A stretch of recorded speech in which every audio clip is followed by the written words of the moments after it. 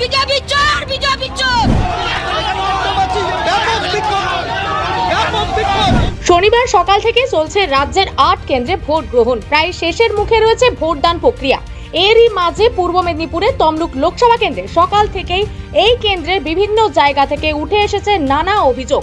হলদিয়ায় অভিজিৎ গঙ্গোপাধ্যায়কে ঘিরে বিক্ষোভ দেখায় তৃণমূল বলে অভিযোগ বিজেপির, যার জেরে উত্তপ্ত হয়ে ওঠে পরিস্থিতি। এরপরই হলদিয়ায় বিজেপি প্রার্থী অভিজিৎ গাঙ্গুলিকে ঘিরে চোর স্লোগান তোলেন বিক্ষোভকারীরা। নির্বাচনে পুলিশি সন্ত্রাসের অভিযোগ তুললেন বিজেপি প্রার্থী অভিজিৎ গঙ্গোপাধ্যায়। নির্বাচনের দিন সকাল সকাল সংবাদ মাধ্যমের মুখোমুখি হয়ে তিনি পুলিশি সন্ত্রাসের অভিযোগ তুললেন বিজেপি প্রার্থী অভিজিৎ গঙ্গোপাধ্যায়। তিনি আরও জানান, বিজেপির 6 জন কর্মীকে পুলিশ গ্রেপ্তার করেছে। মূলত অভিযোগ হচ্ছে পুলিশ সন্ত্রাস চালাচ্ছে, বিশেষ করে নন্দীগ্রামে যারা খুনি ওই ভদ্রমহিলার, তারা পুলিশের সঙ্গে থেকে থেকে আমাদের কর্মী নেতা এদেরকে চিনিয়ে দিচ্ছিলেন। ওই খুনিদের পুলিশ পাহারা দিয়ে নিয়ে যাচ্ছিল এবং তারপর সে আমাদের নেতা কর্মীদের বাড়ি থেকে তাড়া করা হচ্ছিল।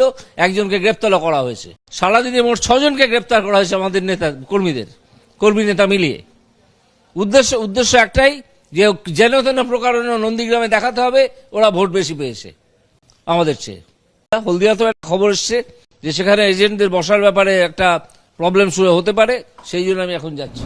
অপরদিকে তমলুক লোকসভা কেন্দ্রের তৃণমূল কংগ্রেস প্রার্থী দেবাংশু ভট্টাচার্য নির্বাচনের দিন চাঞ্চল্যকর দাবি করলেন। এদিন তিনি বলেন, তাদের 2 জন এজেন্টকে অপহরণ করা হয়েছে এবং বিভিন্ন এলাকায় বিজেপি সন্ত্রাস সৃষ্টি করছে। তৃণমূল কংগ্রেস কর্মীদের তাড়ানো হচ্ছে, আমাদের 2 জন বুথ এজেন্টকে তুলে নিয়ে যাওয়া হয়েছে, তাদেরকে কোথায় গায়েব করে দেওয়া হয়েছে আমরা এখনো পর্যন্ত জানি না। আমি যেখান থেকে খবর পাচ্ছি শুধু তাই নয়, একটা বুথে আমরা ইতিমধ্যেই খবর পেয়েছি যে যিনি প্রিসাইডিং অফিসার তিনি উঠে ভোটারকে দেখিয়ে দিচ্ছেন যে কোথায় ভোট দিতে হবে। এরপর তমলুক লোকসভার অন্তর্গত হলদিয়া বিধানসভা 228 নম্বর বুথে সিপিআইএম পোলিং এজেন্টকে বুথে ঢুকতে বাধা দেওয়ার অভিযোগ ওঠে তৃণমূল কংগ্রেসের বিরুদ্ধে। পাশাপাশি পোলিং এজেন্টকে মারধর করা হয় বলে অভিযোগ।